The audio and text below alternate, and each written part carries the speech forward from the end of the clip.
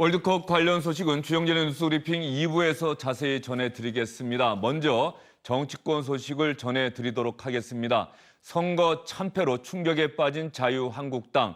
앞으로 이렇게 하겠습니다라고 오늘 김성태 원내대표가 밝혔는데 오늘 밝힌 내용의 핵심은 중앙당을 해체하겠다는 겁니다. 오늘 이후 사무총장을 비롯한 각급 위원장과 본부장 및 당 대변인, 여의도 연구원 등 우리 당 당직자 전원의 사퇴를 수리하고 핵심 비대위 구성을 위한 위원회와 질서 있는 해체와 혁신을 위한 구태청산 TF를 동시에 가동할 것이라는 점을 밝혀드립니다. 자유한국당은 중앙당 해체를 선언하고 지금 이 순간부터 곧바로 중앙당 해체 작업에 돌입할 것이라는 점을 말씀드립니다.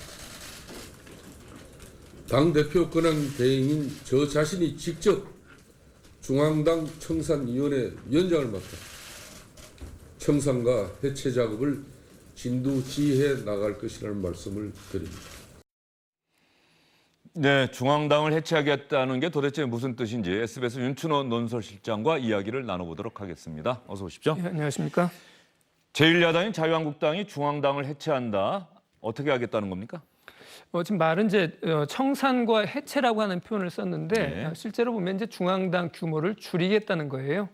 중앙당 규모를 줄이고 대신에 원내 정당, 의원들 중심의 원내 정당 중심으로 당을 운영하겠다는 거니까 당 자체를 없애겠다는 그런 뜻은 아닙니다. 그러니까 자유한국당이라고 하는 정당 자체를 해체하겠다는 얘기가 아니고 지금까지 사무처랄지 이런 데가 지금 규모가 컸거든요. 그 규모를 대폭 줄이겠다고 하는 것이 김성태 원내대표, 현재는 지금 당 대표 권한대행이죠. 의 구상입니다. 그런데 중앙당을 해체 또는 중앙당을 축소하는 것은 지금 대표 권한 대행의 권한으로 될 수 있는 사안은 아니에요. 예. 그래서 당 의결기구에 의결이 필요한 거기 때문에 이것을 두고도 자유한국당 내부에서 벌써부터 말이 많이 오가고 있습니다. 예. 어떤 말이 오가고 있는지는 조금 이따가 질문드리고요. 네. 비대위원장은 김성태 원내대표가 합니까? 아니면 외부 인사를 영입하겠다는 겁니까? 그 부분 관련해서도 오늘 이제 김성태 대표가 예. 이야기를 의견을 내놨어요. 당 내부 인사는 안 될 것 같고 당 외부 인사로 하겠다는 얘기를 말했고요. 김성태 권한대행이 비대위원장을 맡는 거 아니냐라고 하는 설이 있었는데 그 부분과 관련해서는 자기는 그 부분에 대해서 생각이 없다. 그래서 외부 인사를 모시겠다는, 영입하겠다는 뜻을 분명하게 밝혔습니다. 김성태 원내대표의 뭐 진정성 이런 것까지 의심해서 질문 드리는 건 아닌데 말이죠. 중앙당 해체, 원내 중심 정당으로의 개편, 비대위원회, 비대위원장 외부 인사 영입, 당명 개정 이거 다 새로 나온 게 아니잖아요. 네, 늘 선거에 진 당, 또 당에서 큰일 있을 때면 나오는 말이 저런 이야기들이에요. 그래서 주영진은 그 말씀하신 것처럼 신선해 보이는 건 아니거든요. 신선해 보이는 건 아니고 지금 같은 생각이라고 그러면은 당이 자유한국당이라고 하는 정당이 제대로 바뀔 수 있을까라고 하는 생각이 들고요. 그렇기 때문에 오늘 이제 재선 의원들이 모였어요.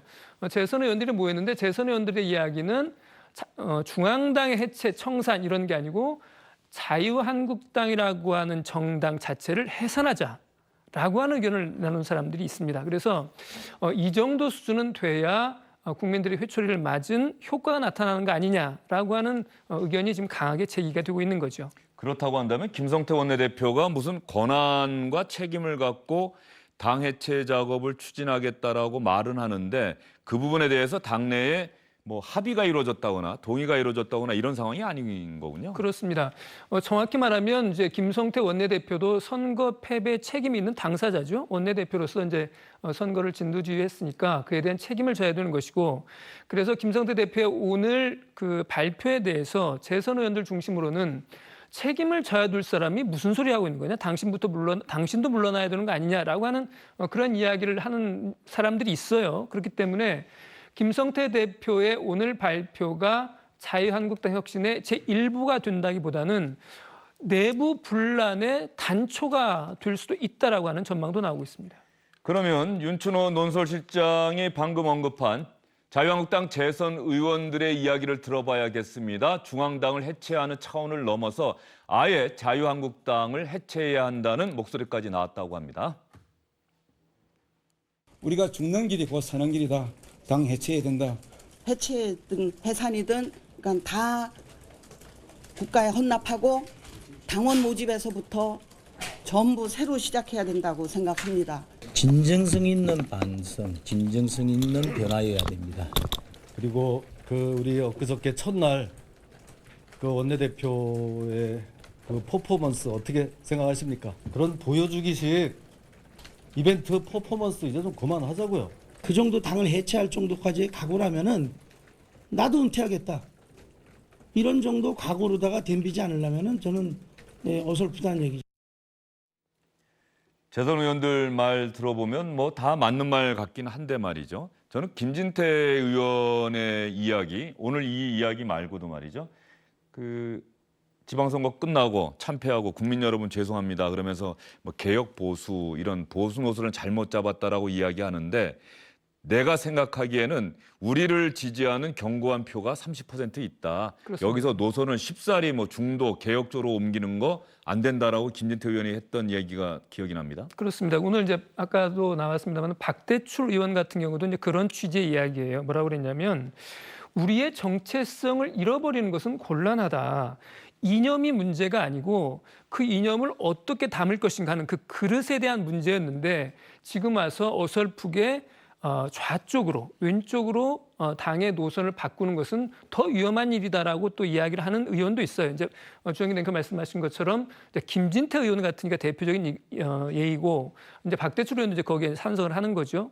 그래서 김한표 의원이나 이제 박인숙 의원은 앞에서 나온 걸 이야기 들어보면은 정말 당을 해체하고 정말 새로 시작하자 이런 예. 이야기를 하는가 하면 또 한편으로는 김진태, 박대출 이런 의원들 같은 경우에는 오히려 보수 우파로서의 이념을 보다 더 굳건히 하고 그 이념을 담을 그릇을 새롭게 하자라고 했기 때문에 상당히 이야기가 지금 다른 층에서 지금 진행되고 있는 거죠. 다른 층에서 진행이 되고 있다. 자유한국당 결과적으로 비대위원장을 외부에서 영입하겠다고 밝혔는데 지금 상황이라고 한다면은 비대위원장이 누가 되는지가 구체적으로 좀 좁혀지고 그 이름이 나와야 자유한국당의 혼돈 상황이 정리가 되겠다 이렇게 생각할 수 있을까요? 그렇습니다. 사실은 자유한국당 그 이전에 뭐 새누리당도 마찬가지입니다만은 비대위원이 여러 차례 구성했죠. 박근혜 전 대통령 탄핵 직후에는 임명진 목사를 영입해서 99일 동안 이제 비대위 활동을 했었고요. 예. 그다음에 이제 홍준표 대표가 당 대표로 선출된 직후에는 유석춘 연세대 교수를 이제 영입을 해서 또 비대위 활동을 했었어요. 했었는데 사실은 비대위가 큰 성과를 거뒀다고 보기는 어렵습니다.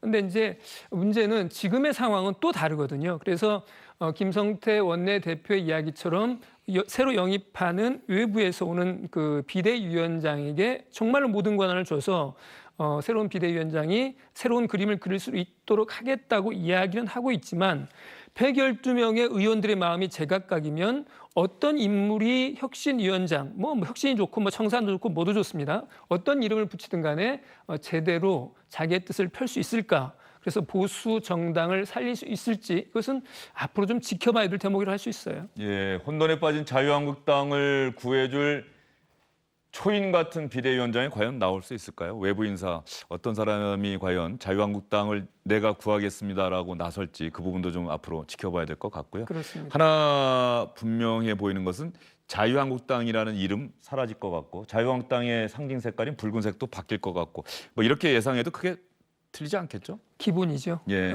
주영진의 그 말씀하신 부분은 이제 기본일 텐데 거기에다 이제 뭘 더하느냐는 거고 사실은 저는 이제 잠시 후에도 바른미래당 이야기를 할 기회가 있겠습니다만은 자유한국당의 문제는 물론 이념의 문제도 있고 그 이념을 담는 그릇의 문제도 있지만 저는 역시 세대의 문제가 아닌가 싶어요. 그래서 지금 뭐 이제 거론되는 몇몇 비대위원장 후보들 있지 않습니까?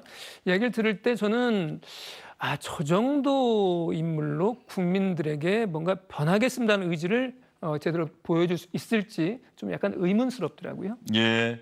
자유한국당 대한민국 제1야당입니다. 이번 선거에서 국민들의 민심을 얻는 데는 실패했고 본인들이 잘못했다고 고개를 숙였습니다. 자유한국당이 어떻게든 제대로 수습되고 건강한 보수 정당으로 거듭나는 것이 우리 정치 전반을 위해서 필요하다. 뭐 이런 목소리도 많지 않습니까? 당연하죠. 당연한 얘기입니다. 그리고 현실적으로 자유한국당이라는 정당이 차지하고 있는 의석이 112석이에요. 3분의 1이 넘는 의석을 가지고 있고 비록 이번에는 대패했습니다만은 여전히 TK, 그다음에 PK, 그다음에 서울 수도권 일정에서도 일정 부분 28%의 득표를 한 유력한 제1야당입니다. 그렇기 때문에 보수 야당이 이것으로 굉장히 큰 이번 선거에서 이제 패배를 당하긴 했지만 그렇다고 해서 완전히 붕괴될 거다 이렇게 생각하기는 저는 어렵다고 봅니다. 예, 어쨌든 간에 그런 제1야당 자유한국당이 현재로서는 국민들의 마음을 얻을 수 있는 쇄신 대책을 내놓지는 못하고 있는 것 아니냐 이런 이야기가 자유한국당 내부에서부터 나오고 있는 것 같습니다. 홍준표 대표 이제 대표직에서 물러났습니다. 그런데 지난 주말에 마지막 막말을 하겠다면서 마지막 페이스북 글이라면서 글을 올렸습니다. 이 내용을 좀 살펴봐야 될 것 같습니다. 어떤 내용이죠? 그러니까 이제 마지막 SNS라고 이야기를 하면서 이제 쓴 건데요. 지난 1년 동안 당을 이끌면서 가장 후회스러운 것, 이것은 일부 국회의원들을 청산하지 못했다라고 그러면서 이제 자기의 마지막 막말이라고 그랬어요. 예. 그러면서 이제 든 예가 이런 의원들을 청산하지 못했다는 거죠. 고관대작 지내고 국회의원을 아르바이트 정도로 생각하는 사람, 추한 사생활로 더 이상 정계에 둘 수 없는 사람, 의총에서 술 주정하는 사람, 그다음에 나라 돈으로 세계 일주가 꾸민 사람, 하루에도 몇 번씩 자기 생각을 바꾸는 사람, 그다음에 또 감정 조절을 안 되는 사이코패스 같은 사람. 이걸 보면 자유한국당에 저렇게 많은 문제 있는 사람이 있는가 싶은데요. 또 그중에 이런 것도 있습니다. 친박으로 공천받고 중립 행세하는 사람, 또 탄핵 때 오락가락하고 나서는 얼굴이나 경력 하나로 연명하는 사람, 그다음에 좀 이미지 좋은 것처럼 가장하고 있지만 밤에는 친박 앞잡이 노릇하는 사람. 이런 사람들이 정리되지 않으면 한국 보수정당은 역사 속에 사라질 것이다라고 말을 했는데 이런 사람들과 함께 사실은 1년 동안 홍준표 대표가 동거해온 것도 사실이에요. 그런 점에서 보면 홍준표 대표의 저 말은 상당히 절절함도 있습니다만은 또 어떻게 보면 누워서 침 뱉기 같은 그런 느낌도 없지 않아 있습니다. 그런데 왜 실명은 공개하지 않고 누구나 유추할 수 있는 사람들입니까?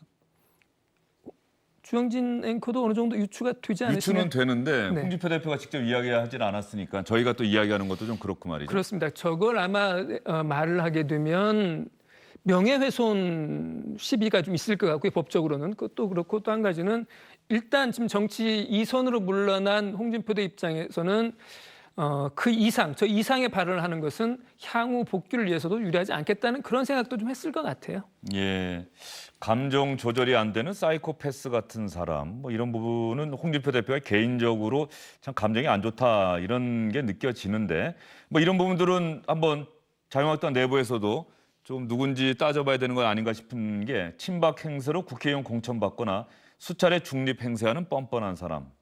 탄핵 때 줏대 없이 오락가락하고도 얼굴 경력 하나라는 게 참 특이한 표현입니다. 소신 없이 정치 생명 연명하는 사람. 이 국비로 세계 일주가 꾸민 사람은 이건 정말 누군지 얘기했다가는 명예훼손은 걸릴 수도 있을 것 같은데 그렇죠. 예. 홍준표 대표가 직접 들은 모양이죠, 이 얘기는? 아는 거겠죠. 예. 같은 동료로서 그다음에 당 대표로서 쭉 보니까 이런 사람이라는 걸 모르고 한 얘기 같지는 않고요. 앞에서도 말씀드린 것처럼 이렇게 문제 많은 사람들하고 1년 동안 당 같이 하느라고 고생하셨습니다라고 말을 하고 싶을 정도인데요. 문제는 이게 홍준표 대표의 사감도 저는 상당히 있다고 봐요.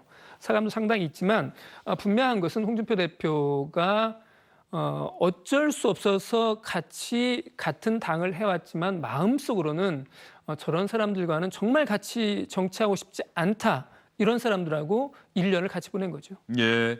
그리고 자유한국당 내부에서는 바른정당으로 갔다가 다시 돌아왔던 사람들 중에 상당수가 주요 당직을 맡고 있었다. 뭐 이런 부분에 대한 비판의 목소리도 나오고 있는 것 같은데 자유한국당을 떠나서 바른정당에 갔다가 다시 자유한국당으로 돌아왔던 정치인들은 지금 상황에 대해서 과연 어떻게 이야기할지 그 부분도 좀 생각을 해봐야 될 것 같고요. 조금 전에 윤춘호 논설실장이 얘기하셨던 바른미래당도 상당히 후폭풍이 거센 것 같은데 일단 김동철 원내대표를 비대위원장으로 선출을 했죠. 조금은 자유한국당보다는 질서 있게 뭐 수습해 나가는 것 같긴 한데 김동철 비대위원장 이야기 들어볼까요?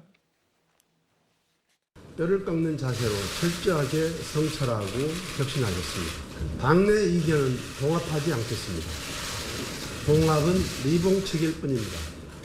오히려 더욱 치열한 토론과 소통을 통해서 해결하겠습니다.